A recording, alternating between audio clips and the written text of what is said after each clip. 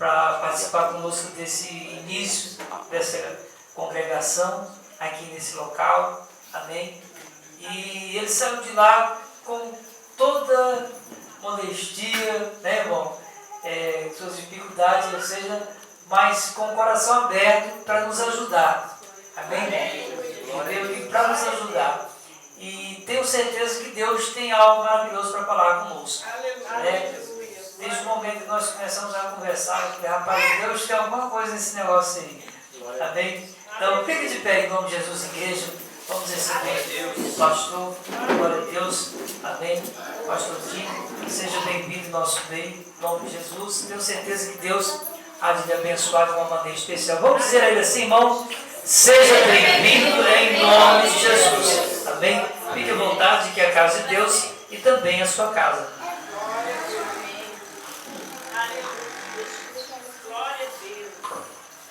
Com muita alegria, saúdo-vos com a paz do Senhor. A paz do Senhor.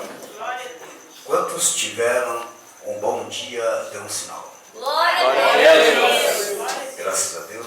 E quantos estão tendo uma ótima noite, dê um sinal. Glória a Deus. Muito bem. É muito prazeroso para mim, em particular, estar conhecendo mais um povo que está na expectativa do arrebatamento da igreja e não está longe. Glória a Deus.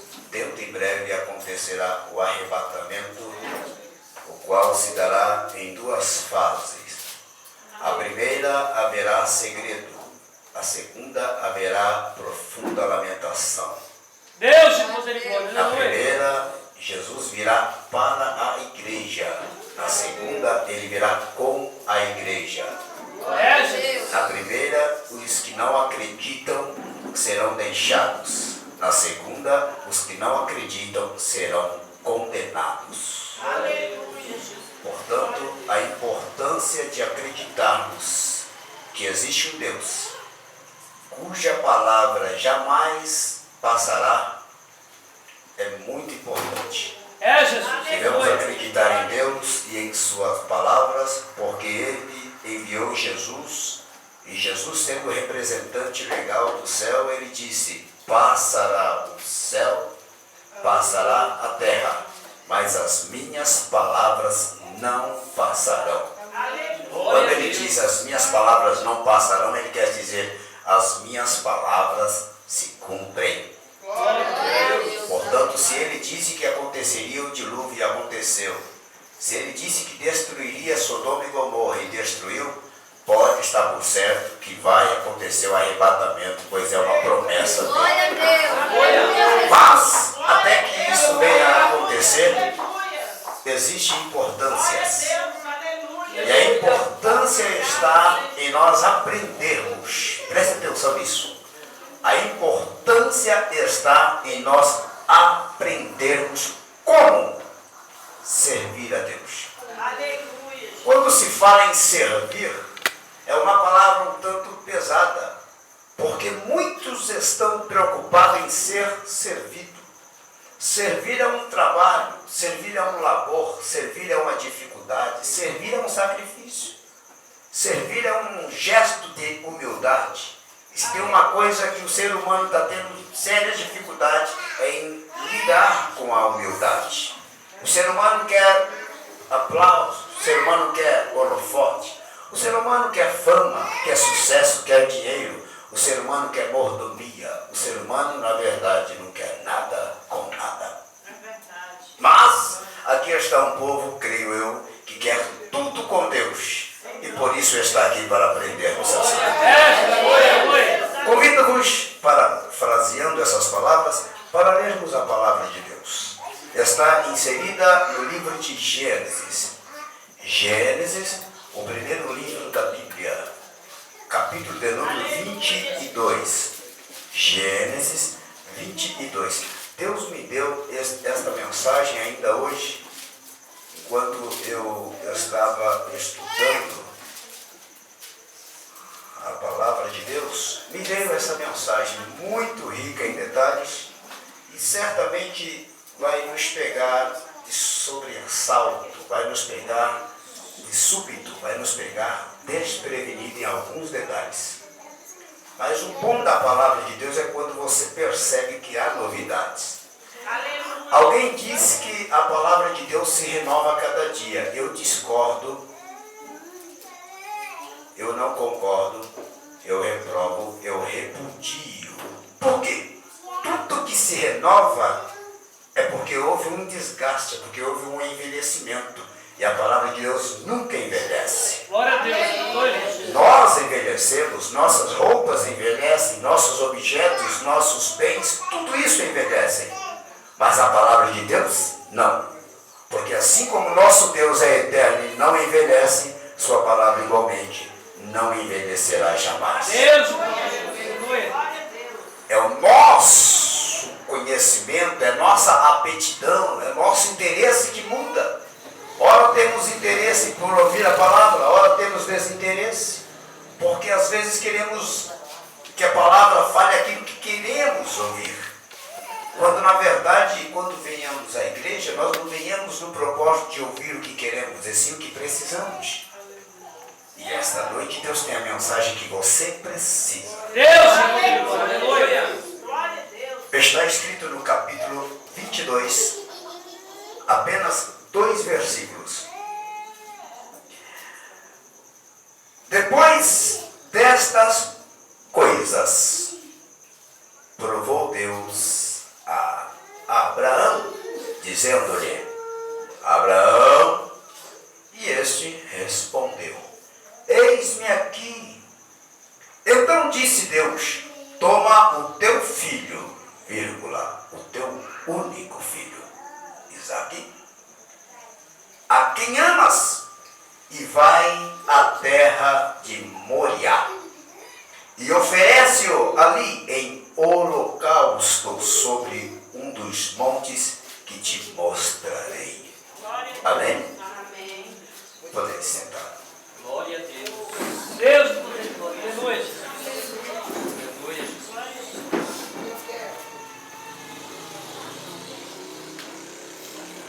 Eu, quando na oportunidade de lecionar, sempre quando adentrava a sala de aula, eu era visto como o terror da sala.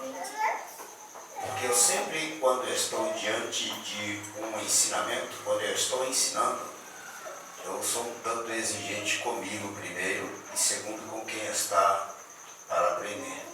Porque o ensino é muito rico, o conhecimento mais ainda. Mas a necessidade de absorver, de guardar o que você vai aprender é muito mais importante. Porque o ensino sem uma atenção deixa de ser ensino.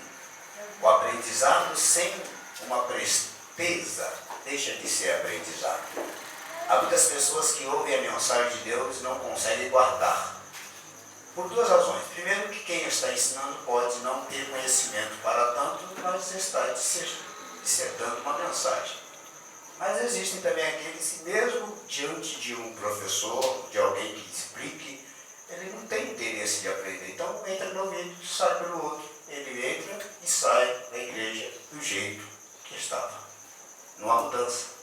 Porque a Bíblia diz que a fé vem pelo ouvir. Ouvir quer dizer atento. Não é escutar. Escutar, eu estou escutando muitos barulhos, agora ouvindo, eu estou ouvindo a minha voz.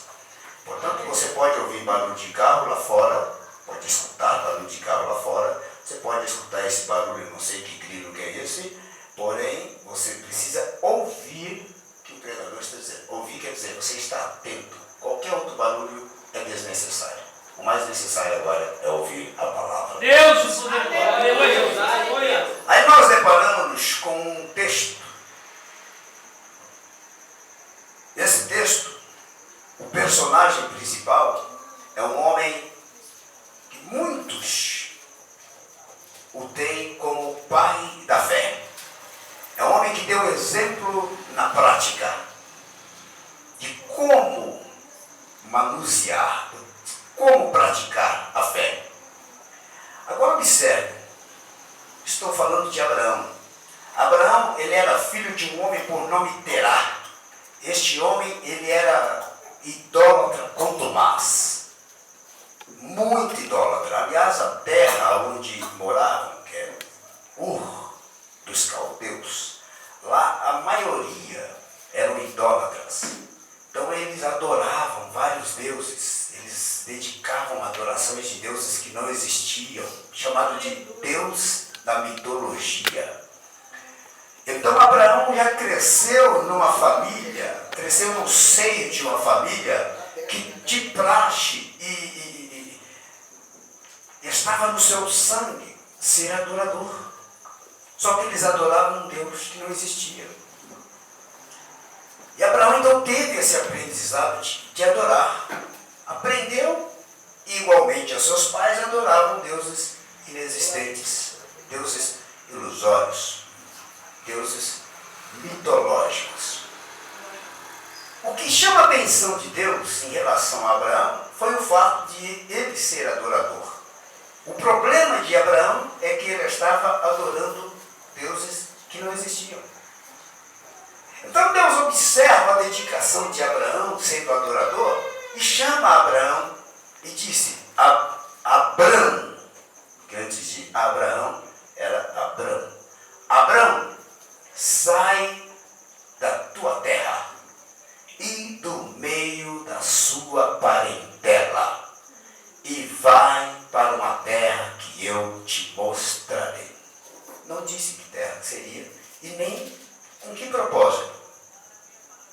Diz a Bíblia que Abrão obedeceu. Naquele momento, para quem não sabe onde começou a igreja e quando, ali começou a igreja. Foi através desse chamado de Deus a Abrão que aconteceram duas situações. Primeira, nasceu um povo, que futuramente veio a ser Israel, e nasceu uma igreja. Quando Deus diz para Abraão, no caso sendo Abrão, sai de sua terra e de sua parentela, a palavra igreja no hebraico quer dizer eclésia. Eclésia fala-se de algo que está saindo, força de expressão, para fora. Hipérbole. Na gramática chama de redutismo. Quando você fala sai para fora, entra para dentro, sobe para cima, desce para baixo, é um redutismo na gramática. Então Deus disse para Abraão sair. A palavra eclésia fala tirado para fora. Eclésia quer dizer igreja. Portanto, foi ali que nasceu a igreja. Não foi no Novo Testamento, como alguns sugerem. O que sucede é que Deus dá este ultimato a Abraão e ele aceita de pronto. E a partir desse momento, Deus começa a observar Abraão e vê que ele era um homem que fazia por onde ser exemplo de obediência. Por isso, da necessidade, para não dizer o mais radical, o mais incisivo, da obrigatoriedade de quem diz ser crente ou quem diz fazer parte da igreja obedecer a Deus. Porque a ordem foi dada e de pronto Abrão obedeceu. Então quem diz ser igreja de Deus tem que ter no sangue a obediência. A partir do momento que eu desobedeço a Deus, eu estou me desvinculando da sua igreja e logo estou me alistando para o exército que vai ser lançado no inferno. Porque uma das qualificações negativas de Satanás, o que levou ele a ser jogado precipitadamente do céu, foi a desobediência e o orgulho. Então, quando eu desobedeço a palavra de Deus, logo eu estou dizendo para ele, pode me lançar no inferno, porque eu não vou ser seu servo. Servo quer dizer submisso. Deus de poder e glória. Aleluia. Mas Abraão estava disposto a ser submisso. Então Deus faz uma promessa a ele quando ele estava com 89 anos. Deus percebe que Sara era estéril. E a esterilidade naquela época era quase que uma maldição. A maioria das mulheres eram estéreis. E Deus percebe que Abraão tinha um sonho. É só que em razão da sua idade, esse sonho era humanamente impossível de conquistar. E a sua mulher, de igual modo, já havia perdido o hábito biológico, fisiologicamente falando, das mulheres. Ela já estava entrando na era da menopausa, não havia um mínimo de condições de engravidar, muito menos dar à luz. E é aí que Deus entra com um milagre. Deus promete a Abraão um filho. Aleluia. Até que isso venha acontecer, Abraão, no caso já Abraão, começa a se dedicar, começa a adorar a Deus. Ele se tornou um adorador exemplar. Adorava a Deus de manhã, adorava a Deus à tarde, adorava a Deus à noite. Sempre estava adorando a Deus. Porque o milagre ainda não havia acontecido na vida dele. Ele pensou que Deus daria um filho a ele e não a Sara, embora Deus fosse claro e categórico em dizer que Sara, a mulher dele, daria luz. Ele e Sara tiveram uma ideia genialmente ignorante. Porque combinaram entre si e ela permitiu que ele tivesse relação com sua própria empregada, sua própria escrava, Agar. O que veio nascer um menino por nome Ismael. Mas não era essa a promessa de Deus. Deus havia feito promessa que da barriga de Sara viria um menino. E não da empregada. E ele precipitou-se. E o menino nasceu. Eis que cumpre-se a promessa de Deus na vida de Abraão. E Sara, sua mulher, fica grávida. E agora? Acontece que Deus havia dado a promessa de que Sara realmente teria um filho. Então, o menino foi dado por Isaque, quer dizer, riso. Porque quando o anjo foi dizer a Abraão e a sua mulher que eles teriam um filho, ela sorriu. Ela riu sarcasticamente, ironicamente, dizendo: eu não tenho mais condições de engravidar. Ele está falando lá fora com meu marido que eu vou ficar grávida. Aí o anjo pergunta para Abraão: por que Sara está dando risada? Glória a Deus, aleluia, Jesus. Porquanto já que ela riu, Jesus, tu és grande mesmo. ela riu, então coloca o nome dele de Isaque. Isaac quer dizer riso.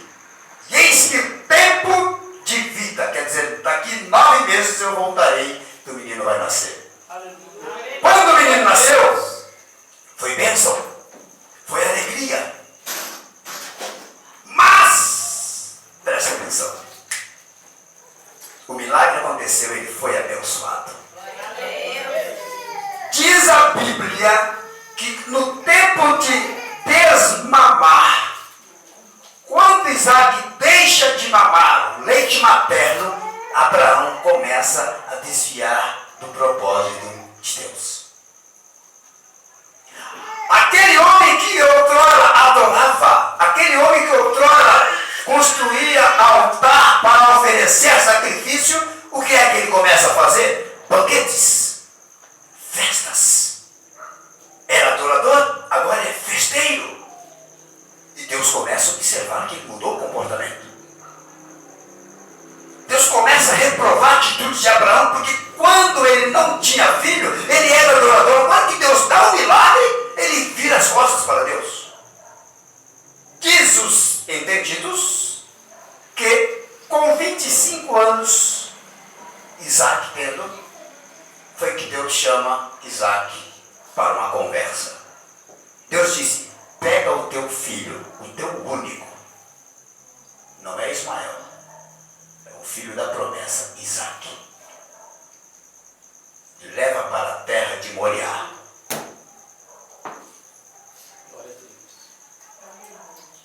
E oferece-o em holocausto. Você vai matar para mim o seu filho, a quem tu amas. Deus começou a mexer na emoção de Abraão. Seu único filho a quem tu amas, leva e oferece em sacrifício para mim. Diz a Bíblia que sem hesitar e sem questionar, Abraão pega o seu filho, pega os seus servos, pega o jumento e começa a seguir. Em Berseba, começa a seguir para Moriá. O que é que Deus queria com aquilo? E o que você vai aprender agora com essa mensagem? Deus prometeu e cumpriu. Porém, Abraão virou as costas e deixou de ser adorador depois de ser abençoado. Então Deus dá um susto em Abraão. Eu te dei uma bênção e você foi reprovado. Eu quero essa bênção de volta. Você vai matar Isaac lá em cima e vai oferecer para mim, vai devolvê-lo para mim.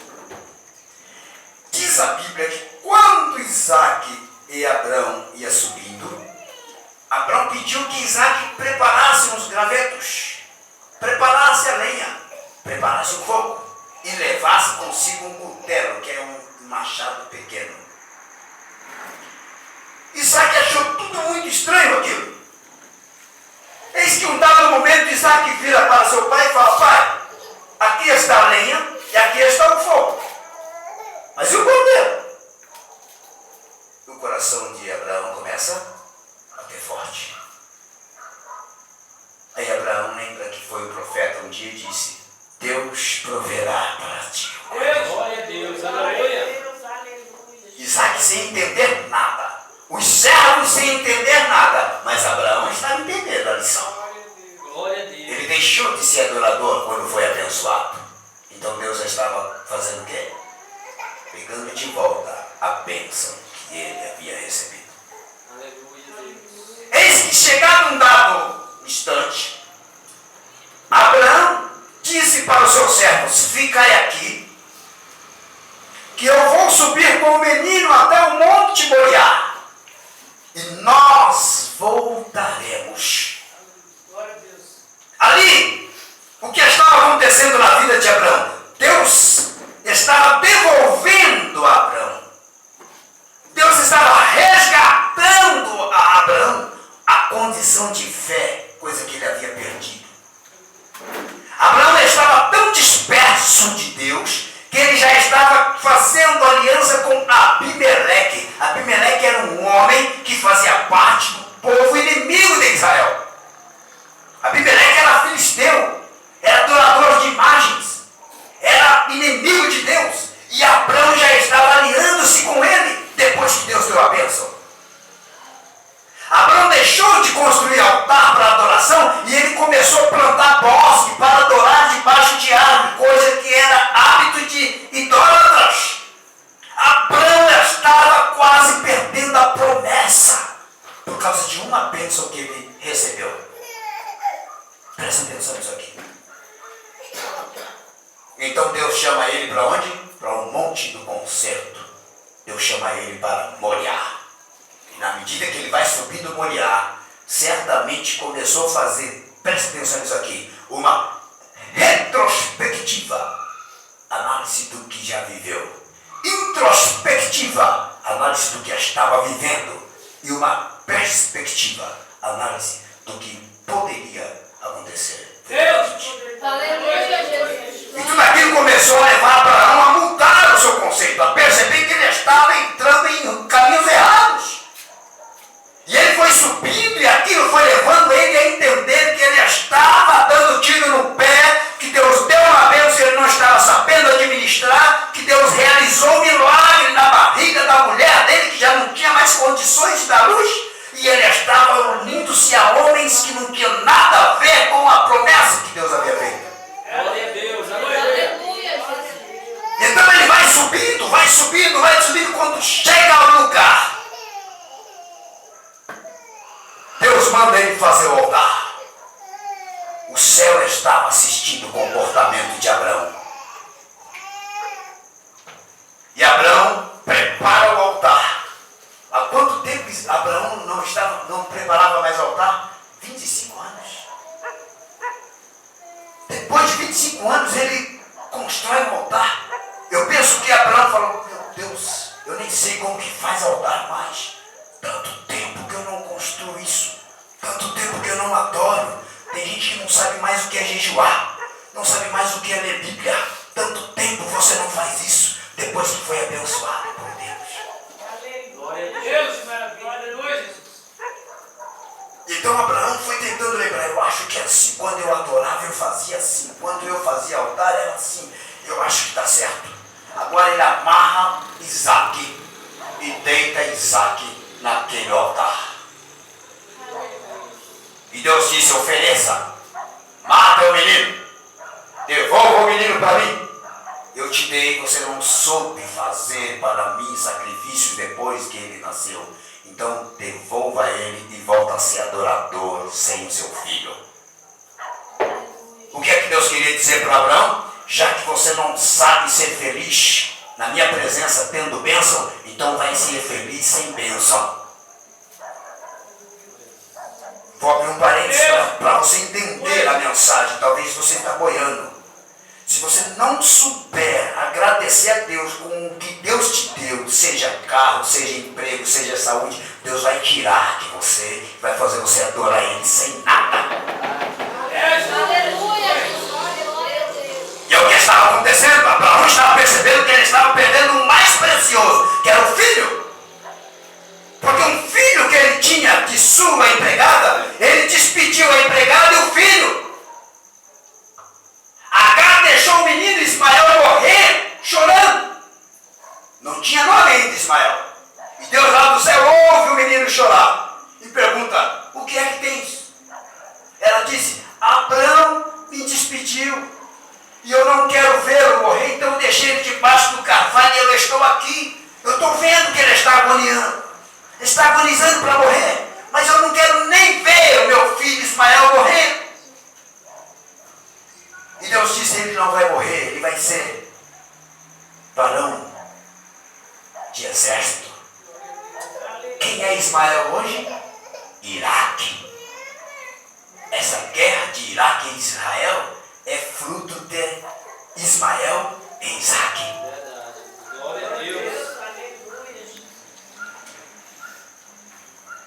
Deus prometeu que Ismael seria chefe, seria guerreiro. Iraque é de guerra. Então Iraque e Israel sempre estão em conflitos. Isso é guerra, é briga de filhos. Foi um erro do pai Abraão. Mas Abraão está lá em cima. Isaac está deitado. Quando Abraão olha para cima, reconhecendo que estava realmente desacostumado a adorar a Deus e estava abrindo mão da única bênção que Deus havia lhe dado. Como promessa, levanta o cutelo e quando ele vai imolar, quando ele vai matar, quando ele vai degolar o menino, ele fecha os olhos, o menino certamente também fechou, porque via iluminado pelo reflexo do sol aquele cutelo que estava em direção do seu pescoço. Quando Abraão esboça cortar o pescoço do menino, lá do céu Deus brada dizendo, Abraão, fala Senhor, não faça tal, Glória a Deus. porque agora eu vejo que tu amas. Aleluia. Glória a Deus, Senhor. A Deus. Glória a Deus. Imagina o alívio que passou pelo coração daquele pai. Imagina o alívio que passou pela mente daquele homem que antigamente era adorador. E por causa de um filho ele virou as costas para Deus. Por causa de um filho ele parou de louvar a Deus. Por causa de um filho ele deixou de fazer sacrifícios. Por causa de um filho ele deixou de